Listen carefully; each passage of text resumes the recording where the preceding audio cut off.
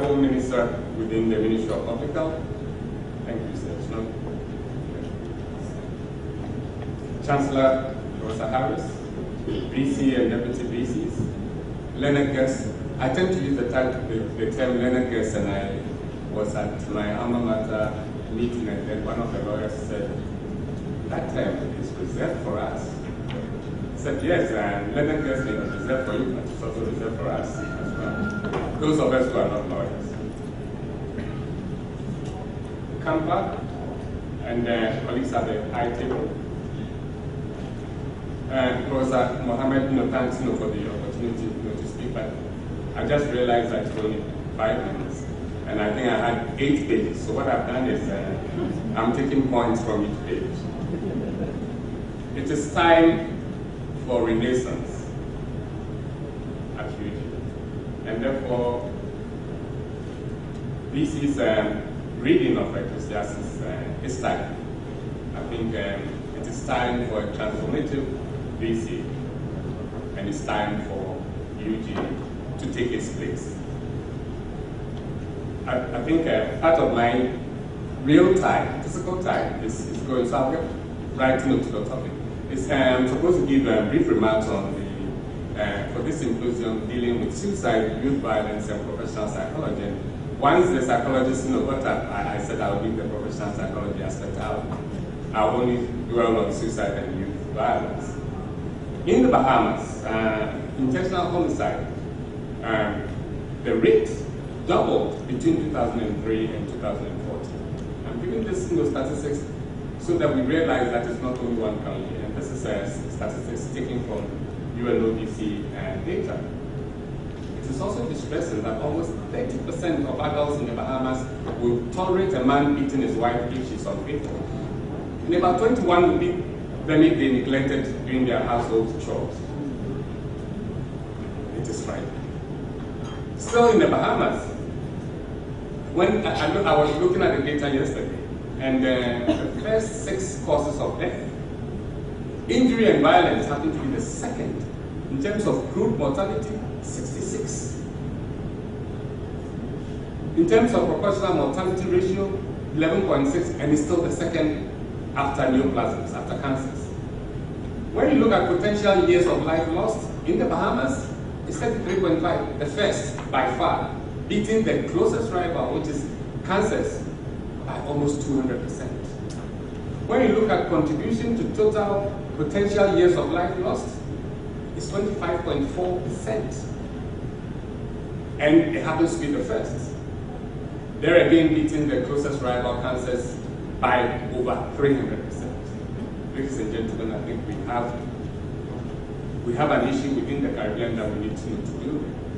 I looked briefly at some of the data coming from Jamaica, and I tried to look at it from the health angle.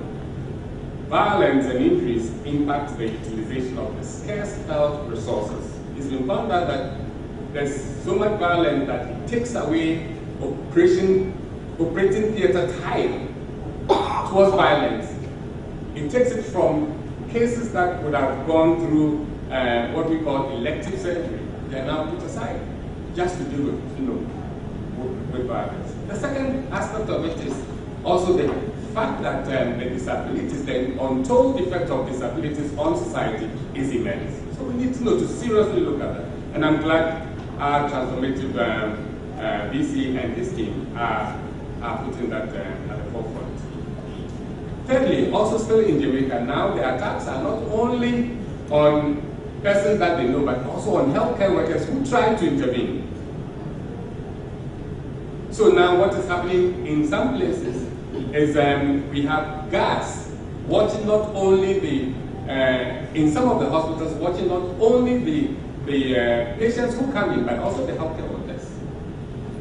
Ladies and gentlemen, we need to do something about it. Like I was telling you about the time it takes away from healthcare workers' time dealing with other cases, rather to deal with instances of violence. In one particular hospital, they said it took 70% of their time. Ladies and gentlemen, I think we need to do something about it. Barbados youth gun violence and injuries and motor vehicle accidents involving the youth led to untold long-term injuries and disabilities. I wouldn't go into the what is likely to happen right after that. Guyana, I think suicide, and I'm going to talk about suicide later on, so I'll just leave it there. Suicide is an issue, and we need to tackle that very seriously. I think I have 2 minutes, so I have 2 minutes or 5 minutes. 2.5. Thanks so much, you're busy. Let me just go on to conclusions, because I think we'll have a lot of time to talk about these issues later on. I think within the West Indies, within the Caribbean, we tend to be overly dependent upon surveys for our data. We don't have data. And until and unless we pay particular attention to it, we will not be able to do much about that. Every now and then, my colleague Paulo, when he got here, he cited a mix. That was a survey and gave us a wealth of information. Why can't we routinely gather information so that we have that information on our, adapted to guide us, not only to report to development agencies and donor agencies, but to fine-tune our own programs. SDG 2030, we are going to be reporting on violence and injuries. Where are we in terms of the surveillance? The answer is we are not prepared. We are now going to be, if you look at the SDGs, we are going to be reporting on SDG 3, 5, 11, and 16. Tell me any country within the Caribbean that is prepared to report on 3, 5, 11, and 16. And the answer is, I'll leave the answer to you. A lot is, second point I'd like to make, a lot is known on the status in terms of where we are, but very little is known in terms of what transformative actions need to be taken to mitigate the issues. And that's why I'm very thankful that we have Kampa here to support us, and we have the university to start this program that is going to play a role. The third issue I'd like to raise is for all of us in our various countries to look at the issue of masculinity.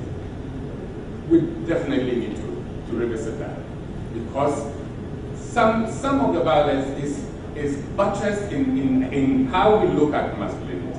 And I'll leave it at that. I think I'm in the company of eminent psychologists. If I say anything, they'll say, which school do you go to? So I wouldn't want to say anything to belie where I come from. A lot is being done in a disjointed manner and needs to be well coordinated with the sectors and civil society. What do I mean? Almost every country's document on that I looked at yesterday on injuries and violence, we talked about there's the need for multi-sectoral coordination. Everybody talks about it. How is done, how is operationalized, nobody seems to know, and nobody deals with that. In health, I'm interested in health. So I go to Ministry of Education, I think your children need to be immunized. Ministry of Education, that's for you, that's not for me. If we want real and effective coordination with multi-sectoral inputs, then we have to go to them and say, you know what? In education, this is how I can help you. But in so doing, if you do this, it will help you and what you are doing, so that they can also come on board. 5, the issue of alcoholism and its impact on communities, and especially with our indigenous populations. I think we need to deal with that. I was with the Honorable Minister Norton in Paramita, and we had a town hall meeting that lasted up to about 11:30 at night. Somebody got up and said, in our community, when people go to drink, they go to drink with their whole families. Sometimes with children, toddlers, and to get the toddlers to sleep, they give them a little bit of the high wine, and that knocks them out. And then they continue drinking the whole family. Ladies and gentlemen, alcoholism is an issue. If we want to have a handle on violence and injuries, we definitely need to look at alcoholism. Issue of narco traffic and human traffic. I think our countries are being used as transit points, and we need to look at that very seriously. I'd like to thank Kampa for trying to regularize the practice of psychology in Guyana. I think it's much needed. is needed, and the time is now. I think we need to know who the practice of psychology needs to be standardized. Why do I say that? Because people do anything they want. We have persons who have certificates and they say they are psychologists. We have people who have bachelors and they say they are psychologists. We have people who are doing counseling who have nothing, no letters to their name, and they say they are psychologists. Ladies and gentlemen, if we don't take care, we will be doing things that go against what we think we are doing. And therefore, Kampa, I'm very happy that you are here, and you are going to help us regularize and standardize the profession of psychology. Power is ready to work with you, with Kampa and UG going forward. I cannot make a firm promise without speaking to ministers, our ministers in health. But this is what I'm going to put to the ministers at our next meeting. We normally have about almost every week a meeting. And the fact that we are ready to support at least those people who can be trained at UG for us in Ministry of Public Health, because we need that. We need persons who are qualified. We need persons who, when they say they are doing training, at least we can rest assured in terms of the content areas that they are dealing with. Ladies and gentlemen, I'd like to wish you well. I'd like to play a part. But just having come back from overseas, yesterday, I think I'm a little frazzled. Therefore, my thoughts are all over the place, but that will be okay. Thank you.